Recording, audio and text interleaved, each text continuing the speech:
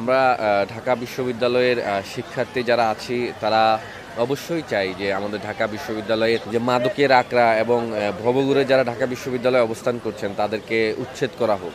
এখন অনেকেই আছেন যারা দরিদ্র অসহায় কিন্তু ক্যাম্পাসে অবস্থান করছেন নিজেদের বাসস্থান না থাকার কারণে। তো আমরা তাদেরকে এমনভাবে যাতে বিদায় না করি যাতে ঢাকা বিশ্ববিদ্যালয়ের বাহিরে বা পুরো বাংলাদেশে যাতে এমন কোনো মেসেজ না যায় আমরা একটি সিনিয়র সিটিজেনের উপরে নির্যাতন করছি বা অত্যাচার করছি বা তাদেরকে এমনভাবে তাড়িয়ে দিচ্ছি যেটা বাংলাদেশের মানুষের কাছে নির্যাতন বা নিষ্পেষণের চিহ্ন হয়ে থাকবে, এরকম কোনো মেসেজ যাতে না যায়। কারণ আমরা এর আগেও দেখেছি ফজলুল হক মুসলিম হলে তোফাজ্জল হত্যাকাণ্ড। তো আমরা যদি এভাবে লাঠি সোটা নিয়ে এমন অ্যাপ্রোচে মানুষের সাথে তাও একজন বয়স্ক মানুষের সাথে এমন বিহেভ করি সেটি অবশ্যই মানুষের কাছে ব্যাড মেসেজ দেয়।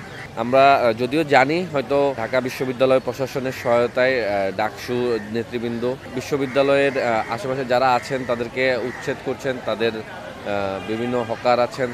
তো আমরা চাই এমনভাবে হোক যেটি মানুষকে গুড মেসেজ দিবে, ভবঘুরেদেরকে এমন একটি মেসেজ দিবে যে ঢাকা বিশ্ববিদ্যালয় কোনো সন্ত্রাস বা কোনো অপরাধীদের জায়গা। স্বাভাবিকভাবে আমাদের ক্যাম্পাসটা অনেক বড়, বিশাল একটা ক্যাম্পাস। তো এখানে বহিরাগতদের আগমন অনেক আছে, বাইরে থেকে অনেক মানুষ আসে, ঘুরতে আসে, এমনিতেও সবসময় থাকে মানুষ। ক্যাম্পাসের স্টুডেন্ট ছাড়াও বাহিরের মানুষই বেশি দেখা যায়। তো আমরা যদি বলি যে বহিরাগতদেরকে একদম নিষিদ্ধ করে দিতে হবে, এটা কিন্তু কখনো সম্ভব না। বাহিরের মানুষদেরকে সবাইকে উচ্ছেদ করা সম্ভব না। তো যারা ভবঘুরে আছে এবং মাদকে আসক্ত যারা আছে, যারা ক্যাম্পাসে নারীদেরকে হেনস্থা করছে, তারপর বিভিন্ন ধরনের অপকর্ম করছে বা ক্যাম্পাসে একটা বিশৃঙ্খলা সৃষ্টি করছে, তাদেরকে অবশ্যই সরানো দরকার।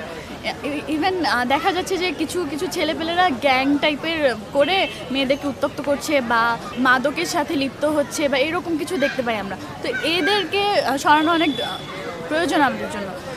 রিসেন্টলি একটা নিউজ বের হয়েছে, সর্বমিত্র চাকমা হচ্ছে একজনের সাথে খুব খারাপ ব্যবহার করছিল।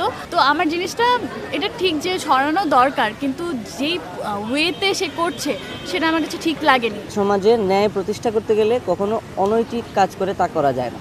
তো সেদিক থেকে দেখতে গেলে আপনি দেখবেন যে আমাদের যে তথাকথিত ডাকসু প্রতিনিধি যারা এই বিগত প্রশ্নবিদ্ধ নির্বাচনে বিজয়ী ঘোষিত হয়েছেন, তাদের বেশিরভাগেরই যে বর্তমান যে কার্যক্রম সেটা কিন্তু নৈতিক হচ্ছে না।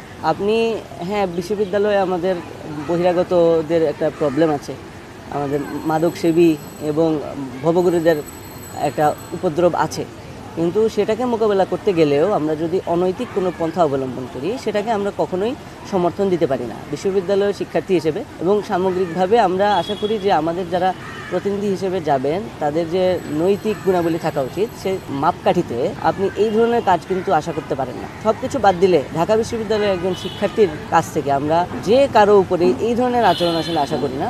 ইভেন তার উপরে যদি কেউ অন্যায়ও করে থাকে, একজন ঢাকা বিশ্ববিদ্যালয়ের শিক্ষার্থীর উচিত তাকে সহনশীলভাবে এবং ভদ্র উপায়ে সেটাকে ডিল করা। এবং একই সাথে আরও বিভিন্ন সময় আমরা দেখেছি যে তারা বিভিন্ন জায়গায় মববাজি করে বেড়াচ্ছেন, আমরা শো অফ করে বেড়াচ্ছেন যে ওনারা সব কিছু পরিষ্কার করে ফেলেছেন একদিনের ভিতরে। আসলে বিশ্ববিদ্যালয়ে যেসব প্রবলেম আছে সেগুলো তো একদিনে সমাধান করার কোনো বিষয় নয়, এগুলা দীর্ঘদিনের যে বিভিন্ন অনিয়ম সেগুলোর ফলাফলস্বরূপ আসা, এবং একই সাথে এগুলো সমাধানও আমরা দীর্ঘদিন যাবৎ এবং একটি সুষ্ঠু পরিকল্পনা মাফিক হতে হবে। যেভাবে এগিয়ে যাচ্ছে সেক্ষেত্রে আমরা একটি সুন্দর ঢাকা বিশ্ববিদ্যালয় পাবো এটা আমরা আশা করি। কিন্তু এই বিশ্ববিদ্যালয় প্রশাসনের সাথে এবং প্রক্টোরিয়াল টিমের সাথে কয়েকজন ডাকসুর মনোনীত সদস্য যেভাবে ফাটাকেস্ট স্টাইলে আসলে রাজনীতি করার চেষ্টা করছে, যে গিয়ে সরাসরি মারতে উদ্যত হওয়া এবং যে উচ্ছেদ অভিযানের যে স্টাইল, সেই স্টাইলটা আসলে একজন শিক্ষার্থীর সাথে যায় না। আমরা মনে করি বিশ্ববিদ্যালয় প্রশাসনকে আরও স্ট্রিক্ট হওয়া উচিত যে কিভাবে তারা এই উদ্ধার অভিযানটা পরিচালনা করবে।